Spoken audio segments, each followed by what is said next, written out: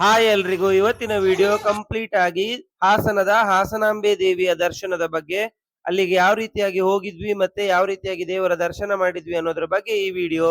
ಎಲ್ರು ವಿಡಿಯೋನ ಸಂಪೂರ್ಣವಾಗಿ ನೋಡಿ, ಲೈಕ್ ಕೊಡಿ, ಶೇರ್ ಮಾಡಿ, ಸಬ್ಸ್ಕ್ರೈಬ್ ಮಾಡಿ. Thank you. ಹಾಯ್ ಎಲ್ರಿಗೂ ನಮಸ್ಕಾರ. ಇವತ್ತು ಹಾಸನಾಂಬೆ ದರ್ಶನಕ್ಕೆ ಅಂತೇಳಿ ಹಾಸನಕ್ಕೆ ಹೊರಟಿದೆ ಕುಂದಾಪುರದಿಂದ. ಹೊರಟದ್ದು ರಾತ್ರಿ 8:45ಗೆ, ನಾನು ವೈಫ್ ಮತ್ತೆ ಮಕ್ಕಳ ಜೊತೆಗೆ.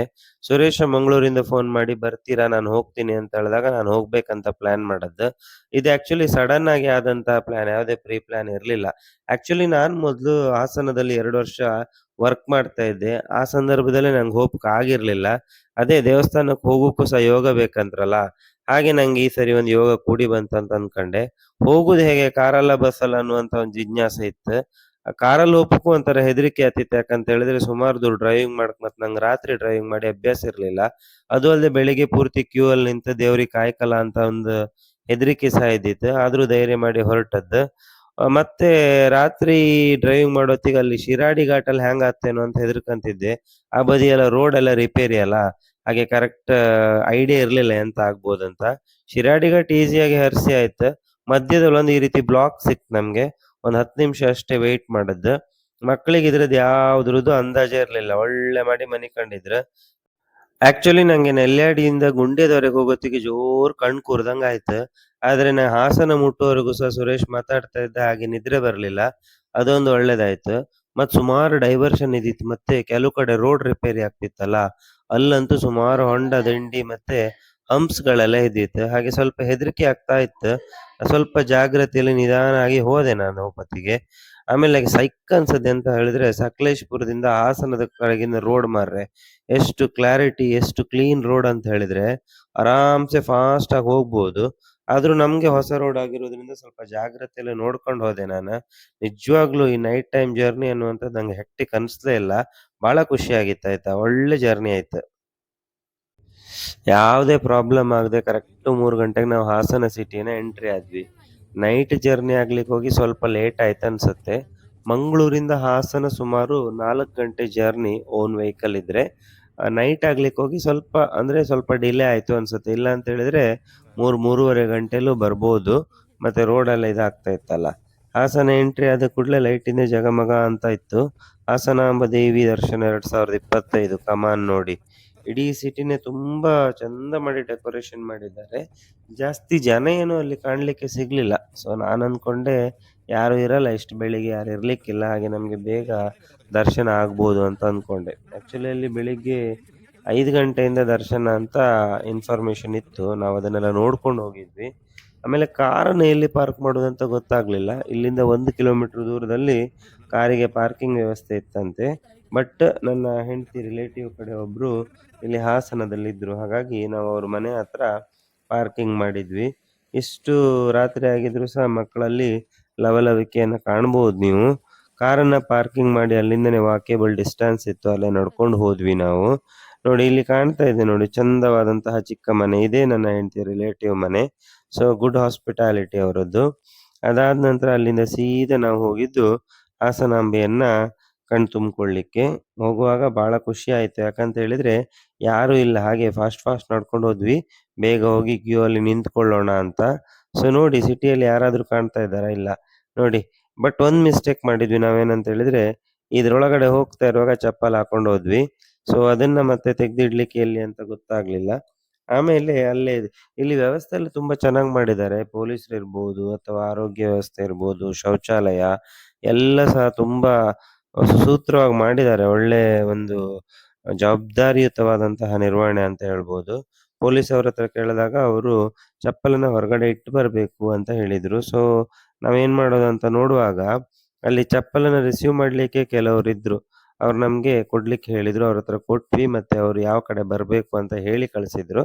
ಅದಾದ ನಂತರ ನಮ್ದು ಸರತಿ ಸಾಲಿನ ಒಂದು ಪ್ರಯಾಸ ಅನ್ನುವಂಥದ್ದು ಸ್ಟಾರ್ಟ್ ಆಯ್ತು. ಸೊ ಇಲ್ಲಿ 3 ರೀತಿಯ ದರ್ಶನ ವ್ಯವಸ್ಥೆ ಇದೆ. ₹300 ಮತ್ತೆ ₹1,000 ಕೊಟ್ಟು ಬೇಗ ದರ್ಶನ ಮಾಡ್ಕೋಬಹುದು. ಇಲ್ಲ ಅಂತ ಹೇಳಿದ್ರೆ ದುಡ್ಡನ್ನ ಕೊಡ್ದೇನೆ ಹಾಗೆ ದರ್ಶನ ಮಾಡ್ಲಿಕ್ಕೂ ಸಹ ವ್ಯವಸ್ಥೆ ಇದೆ. ಕೆಲವರಲ್ಲಿ ಇಲ್ಲಿ ತುಂಬಾ ಚಾಲಾಕ್ ನೋಡಿ. ಅವರು ಆ ಕಡೆ ನಮ್ಮವರು ಇದ್ದಾರೆ ಅಂತ ಹೇಳ್ಬಿಟ್ಟು ನಮ್ಗಿಂತ ಮುಂದೆ ಮುಂದೆ ಮುಂದೆ ಹೋಗಿ ಲೈನಲ್ಲಿ ಸೇರ್ಕೊಳ್ತಾರೆ. ಸೊ ಈಗ 3 ಗಂಟೆ. ಬೆಳಿಗ್ಗೆ 5 ಗಂಟೆಗೆ ದರ್ಶನ ಪ್ರಾರಂಭ ಆಗ್ತದೆ. ಹಾಗಾಗಿ ನಾವು ಕಾಯಲೇಬೇಕಿತ್ತು ಅನಿವಾರ್ಯ. ಅಲ್ಲಿ ಕೆಲವರೆಲ್ಲ ಲೂಡೋ ಆಡ್ತಿದ್ದಾರೆ ನೋಡಿ, ಅವರಿಗೆ ಟೈಮ್ ಪಾಸ್ ಮಾಡ್ಬೇಕಿತ್ತು. ನಾನು ಸ್ವಲ್ಪ ನಿದ್ರೆ ಮಾಡ್ತೀನಿ ಅಂತ ಮಲ್ಕೊಂಡೆ. ಈ ಮಕ್ಕಳು ಮೊಬೈಲ್ ಕೊಡು, ಅದು ಕೊಡು, ಇದು ಕೊಡು ಅಂತ ಮಧ್ಯೆ ಮಧ್ಯೆ ಕಿರಿಕಿರಿ ಮಾಡ್ತಾ ಇದ್ರು. ಈಗ ಸ್ವಲ್ಪ ನಿದ್ರೆ ಮಾಡಿದ್ರೆ ಮಾತ್ರ ಆಮೇಲೆ ವಾಪಸ್ ಬರುವಾಗ ಡ್ರೈವಿಂಗ್ ಆರಾಮ್ಸೆ ಮಾಡ್ಬೋದು ಅಂತ ಅಂದ್ಕೊಂಡಿದ್ದೆ. ಕುಡಿಲಿಕ್ಕೆ ನೀರಿರ್ಬೋದು, ತುರ್ತು ಚಿಕಿತ್ಸೆ ಇರ್ಬೋದು, ಎಲ್ಲ ವ್ಯವಸ್ಥೆಯನ್ನು ಸಹ ಅಚ್ಚುಕಟ್ಟಾಗಿ ಮಾಡಿದ್ರು. ಕರೆಕ್ಟ್ 5 ಗಂಟೆಗೆ ದರ್ಶನ ವ್ಯವಸ್ಥೆ ಅನ್ನುವಂಥದ್ದು ಸ್ಟಾರ್ಟ್ ಆಯ್ತು. ಲೈನ್ ಅನ್ನುವಂಥದ್ದು ಮೂವ್ ಆಗ್ಲಿಕ್ಕೆ ಸ್ಟಾರ್ಟ್ ಆಯ್ತು. ಆರಾಮ್ಸೆ ಹೋಗ್ತದೆ ಅಂತ ಅನ್ಕೊಂಡೆ, ಬಟ್ ಮಧ್ಯೆ ಮಧ್ಯೆ ಮತ್ತೆ ನಿಲ್ಲಿಸ್ತಾ ಇದ್ರು. ಇಲ್ಲಿ ಆಕ್ಚುಲಿ ಈ ರೀತಿಯ ಕೌಂಟರ್ ಇದೆ ನೋಡಿ, ಈ ರೀತಿಯ ಒಂದು 8 ಕೌಂಟರ್ಗಳಿವೆ. ಎಷ್ಟು ಜನ ಇದ್ದಾರೆ ನೋಡಿ, ತಲೆ ಕೆಟ್ಟೋಗ್ತದೆ ನೋಡಿದ್ರೆ. ಅವತ್ತು ಆಕ್ಚುಲಿ ಸುಮಾರು 30,000-35,000 ಜನ ಇದ್ರು. ಆಕ್ಚುಲಿ ನಾವು ಹೋಗಿದ್ದು 11ನೇ ತಾರೀಕು ಬೆಳಿಗ್ಗೆ, ಮೊದಲನೇ ದಿನ ಅಂತಾನೆ ಹೇಳ್ಬೋದು. ಅದಾದ ನಂತರ ಅಲ್ಲಿ ಒಂದು ಡಿಸ್ಪ್ಲೇಯಲ್ಲಿ ಹಾಸನಾಂಬೆಯ ಒಂದು ಲೈವ್ ವಿಡಿಯೋನ ಹಾಕಿದ್ರು. ಅಷ್ಟೊತ್ತಿಗೆ 6 ಗಂಟೆ ಆಗಿತ್ತು ನಾವು ಲೈನಲ್ಲಿ ಇಲ್ಲಿಷ್ಟು ದೂರ ಬರುವಾಗ. ಇಲ್ಲಿಂದ ಮುಂದೆ ಸಹ ಮತ್ತಷ್ಟು ಲೈನ್ ಇತ್ತು. ಸುಮಾರು ಒಂದು 7-8 ಕೌಂಟರ್‌ನ ದಾಟಿ ಆ ಪ್ರತಿಯೊಂದು ಕೌಂಟರ್‌ಲ್ಲೂ ಸಹ ಒಂದು 6-7 ರೋ ಇದೆ. ಅದರಲ್ಲಿ ವಾಕ್ ಮಾಡಿ ಅರೌಂಡ್ 2 ಹವರ್ಸ್ ನಾವು ವಾಕ್ ಮಾಡಿದ್ವಿ, 5 ಗಂಟೆಯಿಂದ 7 ಗಂಟೆವರೆಗೂ. 7 ಗಂಟೆಗೆ ನಮ್ಗೆ ಕರೆಕ್ಟ್ ದೇವಸ್ಥಾನದ ಒಳಗಡೆ ಹೋಗ್ಲಿಕ್ಕೆ ಅವಕಾಶ ಸಿಕ್ತು. ಬೇಗ ಹೋಗಿ ಅಂತ ಹೇಳಿದ್ರು. ಮತ್ತೆ ಮೊಬೈಲ್ ಯೂಸ್ ಮಾಡ್ಲಿಕ್ಕೆ ಇಲ್ಲ ಅಂತೆ. ಬಟ್ ಅವ್ರಿಗೆ ಹೇಳೋರವರೆಗೂ ಸಹ ನಾನು ಮೊಬೈಲ್‌ನಲ್ಲಿ ಸ್ವಲ್ಪ ವಿಡಿಯೋ ಮಾಡ್ತಾನೆ ಮುಂದೆ ಹೋದೆ. ಹಾಸನಾಂಬ ದೇವಾಲಯಕ್ಕೆ ವಿಶೇಷವಾದಂತಹ ಒಂದು ಇತಿಹಾಸ ಇದೆ. ಈ ದೇವಸ್ಥಾನದಲ್ಲಿ ಸಪ್ತಮಾತೃಕೆಯರು ಬಂದಿದ್ರು. ಅವರಲ್ಲಿ ಮಹೇಶ್ವರಿ, ಕೌಮಾರಿ ಮತ್ತೆ ವೈಷ್ಣವಿ ಎನ್ನುವಂತಹ ದೇವತೆಗಳು ಹಾಸನದಲ್ಲಿ ನೆಲೆಸಿದ್ದಾರೆ ಅಂತ. ಈ ದೇವಸ್ಥಾನದಲ್ಲಿ ಇವತ್ತು ಹಚ್ಚುವಂತಹ ನಂದಾದೀಪ ಏನಿದೆ ಅದು 1 ವರ್ಷ ಆದ್ರೂ ಸಹ ಆರೋಲ್ಲ ಅಂತೆ. ಹಾಗೆ ದೇವರಿಗೆ ಇಟ್ಟಂತಹ ಹೂ ಬಾಡುವುದಿಲ್ಲ, ಮತ್ತೆ ಅರ್ಪಿಸಿದಂತಹ ನೈವೇದ್ಯ ಹಾಳಾಗೋದಿಲ್ಲ ಅನ್ನುವಂತಹ ಒಂದು ಇತಿಹಾಸ ಮತ್ತೆ ಇದೆ. ಹಾಗಾಗಿ ಈ ದೇವಿಯ ಒಂದು ಶಕ್ತಿಯನ್ನ ನಾವು ಈ ಕಥೆಯಿಂದ ಅಥವಾ ಈ ಒಂದು ಪ್ರಕರಣದಿಂದ ಕಂಡ್ಕೋಬಹುದಾಗತ್ತೆ. ಸೊ ಬೇಗ ಬನ್ನಿ, ಒಳಗಡೆ ಬಾಗ್ಲ ಹಾಕ್ತೀವಿ ಅಂತ ಯಾರೋ ಹೇಳಿದ್ರಂತೆ. ಹಾಗೆ ಎಲ್ಲ ಓಡ್ತಾ ಇದ್ದಾರೆ. ಆಕ್ಚುಲಿ ಅದು ದರ್ಶನ ಸ್ಟಾರ್ಟ್ ಆಗಿದಷ್ಟೇ, ಬಾಗ್ಲ ಹಾಕ್ತಾ ಇರ್ಲಿಲ್ಲ ಅಲ್ಲಿ. ಮೊಬೈಲ್‌ನ ಆಫ್ ಮಾಡ್ಲಿಕ್ಕೆ ಹೇಳಿದ್ರು. ಸೊ ನಾನು ಇಲ್ಲಿಗೆ ಮೊಬೈಲ್‌ನ ಆಫ್ ಮಾಡಿದೆ. ಇದೊಂದು ವಿಡಿಯೋ ಎಕ್ಸ್ಟ್ರಾಕ್ಟ್ ಬೇರೆ ಕಡೆಯಿಂದ ತಗೊಂಡಿದ್ದು. ಹಾಸನಾಂಬೆ ದೇವಾಲಯದ ಗರ್ಭಗುಡಿಯಲ್ಲಿ ಈ ರೀತಿಯಾಗಿ ನಿಮ್ಗೆ ಕಾಣ್ಲಿಕ್ಕೆ ಸಿಗ್ತದೆ. ನಿಜವಾಗಿಯೂ ಸಹ ಇದು ನನ್ನ ಪುಣ್ಯ ಅಂತ ಹೇಳ್ಬೋದು. ಯಾಕಂತ ಹೇಳಿದ್ರೆ ಬಹಳ ಒಂದು ವಿಶೇಷವಾಗಿ ಸಡನ್ ಆಗಿ ಆದಂತಹ ಒಂದು ದರ್ಶನ ಇದು. ದರ್ಶನ ಭಾಗ್ಯ ಅಂತ ಹೇಳಿದ್ರೆ ತಪ್ಪಾಗಲ್ಲ. ದೇವಸ್ಥಾನದಿಂದ ಹೊರಗಡೆ ಬಂದ ಕೂಡಲೇ ಸಹ ಅಲ್ಲಿ ಸಹ ತುಂಬಾ ರಶ್ ಇದೆ. ಮಕ್ಕಳೊಂದ್ಸರಿ ಕೈ ತಪ್ಪು ಹೋಗಿದ್ರು. ಬಟ್ ಎಲ್ಗೂ ಹೋಗಲ್ಲ, ಯಾಕಂತ ಹೇಳಿದ್ರೆ ಹೊರಗಡೆ ಬರ್ಲಿಕ್ಕೆ 2 ರೀತಿ ದಾರಿ ಇದೆ. ಆದ್ರೆ ನೀವು ಗರ್ಭಗುಡಿಯ ಒಳಗಡೆ ಹೋದಾಗ ನಿಮ್ಗೆ ದೇವರನ್ನ ನೋಡ್ಲಿಕ್ಕೆ ಜಾಸ್ತಿ ಟೈಮೇ ಸಿಗಲ್ಲ. ವಿದಿನ್ 2-3 ಸೆಕೆಂಡ್ ಅಲ್ಲೇ ನಿಮ್ಮನ್ನ ಮುಂದೆ ದೂಡಿ ಬಿಡ್ತಾರೆ. ಯಾಕಂದ್ರೆ ಅಷ್ಟೊಂದು ಜನಸಾಗರ ಇದೆ. ಇವತ್ತು ಸುಮಾರು 30,000-35,000 ಜನ ಬಂದಿದ್ರು. ಹಾಗಾಗಿ ಎಲ್ರಿಗೂ ದರ್ಶನ ಮಾಡಿಸುವಂತದ್ದು ಅಲ್ಲಿ ನಿರ್ವಹಣೆ ಮಾಡುವವರಿಗೆ ತುಂಬಾ ಕಷ್ಟಕರವಾದಂತಹ ಒಂದು ಕೆಲಸ ಆಗಿರ್ತದೆ. ಹಾಗಾಗಿ ಅವ್ರು ಆ ರೀತಿಯಾಗಿ ಮಾಡ್ಲೇಬೇಕಾಗ್ತದೆ. ದೇವಸ್ಥಾನದ ಹೊರಭಾಗದಲ್ಲಿ ತುಂಬಾ ಚಂದ ಮಾಡಿ ಡೆಕೋರೇಷನ್ ಮಾಡಿದ್ದಾರೆ. ಹೂಗಳಿಂದ ವಿವಿಧ ರೀತಿಯ ಆಕೃತಿಗಳನ್ನೆಲ್ಲ ಮಾಡಿದ್ದಾರೆ. ನೋಡ್ಲಿಕ್ಕೆ ತುಂಬಾ ಖುಷಿ ಆಗ್ತಾ ಇತ್ತು. ಆದ್ರೆ ಜನ ತುಂಬಾ ರಶ್ ಇದ್ದಿದ್ರಿಂದ ನಮ್ಮನ್ನ ದೂಡ್ಕೊಂಡು ಮುಂದೆ ಹೋಗ್ತಾ ಇದ್ರು. ಆಮೇಲೆ ಇಲ್ಲಿ ಪ್ರಸಾದ ಅಂತ ಹೇಳಿದ್ರೆ ಲಡ್ಡು ಪ್ರಸಾದ ಲಭ್ಯ ಇರ್ತದೆ. 1,000 ರೂಪಾಯಿ ಟಿಕೆಟ್ ಅನ್ನ ಮಾಡಿದ್ರೆ ದರ್ಶನಕ್ಕೋಸ್ಕರ ಅವರಿಗೆ ಲಡ್ಡು ಪ್ರಸಾದ ಅನ್ನುವಂಥದ್ದು ಫ್ರೀ ಆಗಿರ್ತದೆ.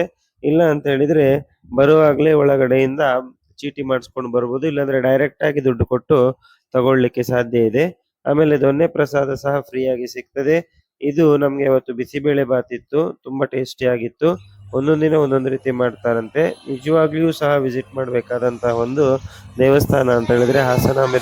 1,000 ರೂಪಾಯಿ ಕೊಟ್ಟು ಟಿಕೆಟ್ ತಗೊಂಡವರಿಗೆ ಬೇಗ ದೇವಿಯ ದರ್ಶನ ಪ್ರಾಪ್ತ ಆಗ್ತದೆ. ಹಾಗಾಗಿ ಈ ಪ್ರವೇಶ ದ್ವಾರದ ಮುಖಾಂತರ ಅವ್ರು ಹೋಗ್ಬೇಕಾಗತ್ತೆ. ಆಮೇಲೆ ಜಿಲ್ಲಾಡಳಿತ ವ್ಯವಸ್ಥೆ ಮಾಡಿರುವಂತಹ ಎಲ್ಲ ಒಂದು ವ್ಯವಸ್ಥೆಯನ್ನ ಇಲ್ಲಿ ಬೋರ್ಡ್ ಹಾಕಿದ್ರು. ಸೊ ಶೌಚಾಲಯ ಇರ್ಬೋದು, ತುರ್ತು ಚಿಕಿತ್ಸೆ ಇರ್ಬೋದು, ಅಥವಾ ಕುಡಿಯುವ ನೀರಿನ ವ್ಯವಸ್ಥೆ, ಮಕ್ಕಳಿಗೆ ಹಾಲುಣಿಸುವ ವ್ಯವಸ್ಥೆ ಎಲ್ಲ ಸಹ ಮಾಡಿದ್ರು. ತುಂಬಾ ಅಚ್ಚುಕಟ್ಟಾಗಿತ್ತು. ಆವಾಗ ಹೇಳಿದ ಹಾಗೆ ನಮ್ಮ ಚಪ್ಪಲನ್ನ ಯಾರೊಬ್ರು ಲೇಡಿ ತಗೊಂಡು ಹೋಗಿದ್ರು ಕೂಪನ್ ಕೊಟ್ಟು. ಮತ್ತೆ ಅವರನ್ನ ಹುಡುಕಿಕೊಂಡು ನಾವು ಒಂದು ರೋಡ್ ಅನ್ನ ಕ್ರಾಸ್ ಮಾಡ್ಕೊಂಡು ಈ ಕಡೆ ಬಂದ್ವಿ. ಒಂದು ಪೇರ್ ಚಪ್ಪಲಿಗೆ 10 ರೂಪಾಯಿ ಅಂತೆ ನೋಡ್ಕೊಂಡಿದ್ದಕ್ಕೆ. ಸ್ವಲ್ಪ ಕಾಸ್ಟ್ಲಿ ಆಯ್ತು, ಆದ್ರೆ ನಮ್ಮ ಚಪ್ಪಲ್ ಉಳಿದಿತ್ತು. ಅದಾದ ನಂತರ ಈ ಹಾಸನದ ಫುಲ್ ಬೀದಿ ಎಲ್ಲವೂ ಸಹ ಒಂದು ರೀತಿ ಹಬ್ಬದ ರೀತಿ ಸಿಂಗಾರಗೊಂಡಿತ್ತು ಅಂತ ಹೇಳಿದ್ರೆ ತಪ್ಪಾಗ್ಲಿಕ್ಕಿಲ್ಲ. ಬಗೆಯ ಆಟಿಕೆ ಸಾಮಾನುಗಳು ಮತ್ತೆ ದಿನ ಬಳಕೆಯ ವಸ್ತುಗಳ ಮಾರಾಟ ಅನ್ನುವಂಥದ್ದು ಇಲ್ಲಿ ಜೋರಾಗಿ ಇತ್ತು. ಮಕ್ಕಳ ಆಟಿಕೆ ಸಾಮಾನು ಬೇಕಂತ ಹೇಳಿದ್ರು, ಬಟ್ ನಾವು ತಕೊಂಡಿಲ್ಲ. ಮುಂದೆ ಕೋಟೇಶ್ವರ ಜಾತ್ರೆ ಬರ್ತದೆ ನೋಡೋಣ ಅಂತೇಳಿ ಸಮಾಧಾನ ಮಾಡಿ ಕರ್ಕೊಂಡ್ ಬಂದೆ. ಮತ್ತೆ ಮಳೆ ಹನಿಲಿಕ್ಕೆ ಸ್ಟಾರ್ಟ್ ಆಯ್ತು. ಜೋರ್ ಹಸಿವಾಗ್ತಿತ್ತು. ಎಲ್ಲಾದ್ರೂ ಚಹಾ ಕುಡಿಲಿಕ್ಕೆ ಹೋಟೆಲ್ ಇದೆಯಾ ನೋಡಿದ್ವಿ. ಕೆಲವೊಂದು ಹೋಟೆಲ್ಗಳಲ್ಲಿ ತಿಂಡಿ ಮಾತ್ರ ಇತ್ತು, ಟೀ ಕಾಫಿ ಇಲ್ಲ ಅಂತ ಹೇಳಿದ್ರು. ಹಾಗೆ ನಾವು ಸ್ವಲ್ಪ ನಡ್ಕೊಂಡ್ ಬಿಟ್ಟು ಈ ಸಿಟಿಯ ಈ ಅಂಗಡಿಗಳನ್ನೆಲ್ಲ ನೋಡ್ಕೊಂಡು ಮುಂದೆ ಬಂದಾಗ ಒಂದು ಹೋಟೆಲ್ ಸಿಕ್ತು. ಆಸ್ ಯೂಶುವಲ್ ನಂದು ಆಲ್ ಟೈಮ್ ಫೇವ್ರೇಟ್, ನಾನು ಇಡ್ಲಿ ವಡಾನ ಆರ್ಡರ್ ಮಾಡ್ಕೊಂಡು ತಿಂದೆ. ಅವರೆಲ್ಲ ದೋಸೆಯನ್ನು ಆರ್ಡರ್ ಮಾಡಿದ್ರು, ಹಾಗಾಗಿ ಸ್ವಲ್ಪ ಲೇಟ್ ಆಯ್ತು. ಅದಾದ ನಂತರ ಅಲ್ಲಿಂದ ನಾವು ಹೊರಟು ಸೀದಾ ವೈಫ್ ಇದು ರಿಲೇಟಿವ್ ಮನೆಗೆ ಬಂದ್ವಿ, ಎಲ್ಲಿ ನಾವು ಕಾರ್ ಪಾರ್ಕ್ ಮಾಡಿದ್ವಲ್ಲ ಅಲ್ಲಿ ಒಂದು ಪುಟಾಣಿ ಪಾಪು ಇತ್ತು. ಆ ಪಾಪು ಜೊತೆ ಸ್ವಲ್ಪ ಆಟ ಆಡಿದ್ದು. ಅದಾದ ನಂತರ ನಾನು ಒಂದೂವರೆ ಗಂಟೆ ಸುಮ್ಮನೆ ಮಲ್ಕೊಂಡ್ಬಿಟ್ಟೆ. ಯಾಕಂತ ಹೇಳಿದ್ರೆ ವಾಪಸ್ ಡ್ರೈವಿಂಗ್ ಮಾಡ್ಲಿಕ್ಕೆ ಆಗಲ್ಲ ಅನ್ಸಿತ್ತು, ತುಂಬಾ ಟಯರ್ಡ್ ಆಗಿತ್ತು. ಎದ್ದ ನಂತರ ನಂಗೆ ಒಳ್ಳೆಯ ಬಿಸಿ ಬಿಸಿ ಪಲಾವ್ ಅನ್ನುವಂಥದ್ದು ಸಿಕ್ತು. ತುಂಬಾ ಟೇಸ್ಟಿಯಾಗಿ ಮಾಡಿದ್ರು. ಹಾಸನದಲ್ಲಿ ರೈಸ್ ಐಟಮ್ ಅನ್ನುವಂಥದ್ದು ತುಂಬಾ ಚಂದ ಮಾಡ್ತಾರೆ. ಮತ್ತೆ ಇಲ್ಲಿ ಮಾಡುವಂತಹ ರೈಸ್ ಐಟಮ್ಸ್ ಮಾತ್ರ ವಂಡರ್ಫುಲ್ ಆಗಿರ್ತದೆ. ಸುಮಾರು 11:45 ಸುರಿಗೆ ನಾವು ವಾಪಸ್ ಹೊರಡೋಣ ಅಂತ ಪ್ಲಾನ್ ಮಾಡಿದ್ವಿ. ಬಟ್ ಅವ್ರು ಬಿಡ್ಲಿಲ್ಲ, ಮನೆಯವರು ತುಂಬಾ ಒತ್ತಾಯ ಮಾಡಿದ್ರು ಇವತ್ತು ಉಳಿರಿ ಅಂತ. ಬಟ್ ಡ್ಯೂಟಿಗೆ ಹೋಗ್ಲಿಕ್ಕಿತ್ತು, ಹಾಗಾಗಿ ನಾವು ಅನಿವಾರ್ಯವಾಗಿ ಹೊರಡಲೇ ಬೇಕಾಯ್ತು. ಮಕ್ಕಳಿಗಂತೂ ಒಳ್ಳೆ ಒಂದು ಟೈಮ್ ಔಟ್ ಆಗಿತ್ತು. ನಾನು ಅಂದ್ಕೊಂಡೇ ಇರಲಿಲ್ಲ ಹಾಸನಾಂಬೆ ದರ್ಶನಕ್ಕೆ ಬರ್ತೀನಿ ಅಂದ್ಕೊಂಡು. ಎಲ್ಲವೂ ಸಹ ಪಟಾಪಟ್ ಅಂತ ನಡೆದೋಗ್ಬಿಡ್ತು. ಸೊ ನಿಜವಾಗಿಯೂ ಇವತ್ತು ಖುಷಿ ಆಯ್ತು. ಹಾಸನಾಂಬ ದೇವಿ ದರ್ಶನ ಅನ್ನುವಂಥ ಬೋರ್ಡ್ ನೋಡಿದಾಗ ಮುಂದಿನ ವರ್ಷ ಮತ್ತೊಮ್ಮೆ ನಂಗೆ ಅವಕಾಶ ಸಿಗ್ಲಿ ದೇವ್ರೆ ಅಂತ ಬೇಡ್ಕೊಂಡು ಹೊರಟ್ವಿ. ವೈಫ್ ಒಂದು ಕೂಲಿಂಗ್ ಗ್ಲಾಸ್ ಕೊಟ್ಲು, ಅದನ್ನ ಹಾಕೊಂಡು ಮಂಗಳೂರು ಕಡೆಗೆ ಹೊರಟೆ. ಜಸ್ಟ್ 3 hours ಅಲ್ಲಿ ನಾನು ಮಂಗಳೂರನ್ನ ರೀಚ್ ಆಗಿದ್ದೆ. ಮಂಗಳೂರು ರೀಚ್ ಆಗುವಾಗ ಮಧ್ಯಾಹ್ನ 3 ಗಂಟೆ ಆಗಿತ್ತು. ಮತ್ತೆ ನಾವು ಎಲ್ಲೂ ನಿಲ್ಸಿರ್ಲಿಲ್ಲ ಊಟಕ್ಕೆ, ಯಾಕಂದ್ರೆ ಪುಲಾವ್ ಎಲ್ಲ ತಿನ್ಕೊಂಡು ಬಂದಿದ್ವಿ, ಹಾಗೆ ಹಸಿವು ಇರ್ಲಿಲ್ಲ. ಆಮೇಲೆ ಮಂಗಳೂರಿಗೆ ಬಂದು ಅಲ್ಲೇ ಒಂದು ಬೇಕರಿಯಲ್ಲಿ ದಹಿ ಪುರಿ ಮತ್ತೆ ಬೇರೆ ಎಲ್ಲ ತಿಂದ್ವಿ ಸ್ವಲ್ಪ. ಟೋಟಲಿ ಇವತ್ತಂತೂ ಸಖತ್ ಖುಷಿ ಆಯ್ತು. ದೇವರ ದರ್ಶನನೂ ಬೇಗ ಆಯ್ತು, ಜರ್ನಿಯು ಚೆನ್ನಾಗಿತ್ತು. ಒಳ್ಳೆ ಒಂದು ಮೆಮೊರೇಬಲ್ ಮೊಮೆಂಟ್ ಆಯ್ತು. ಮಿಲಿಯನ್ ಮೂಮೆಂಟ್ಸ್ ನಲ್ಲಿ ಇದು ಒಂದು ಮೊಮೆಂಟ್. ಈ ವಿಡಿಯೋ ಇಷ್ಟ ಆದ್ರೆ ಒಂದು ಲೈಕ್ ಕೊಟ್ಟು ಶೇರ್ ಮಾಡಿ, ಮತ್ತೆ ನಮ್ಮ ಚಾನಲ್ ಸಬ್ಸ್ಕ್ರೈಬ್ ಮಾಡ್ಕೊಳ್ಳಿ ಅಂತ ಕೇಳ್ಕೊಳ್ತೀನಿ. ಹಾಗೆ ಹಾಸನಾಂಬೆಯನ್ನು ಸಹ ದರ್ಶನ ಮಾಡಿ ಅಂತ ಕೇಳ್ಕೊಳ್ತೀನಿ.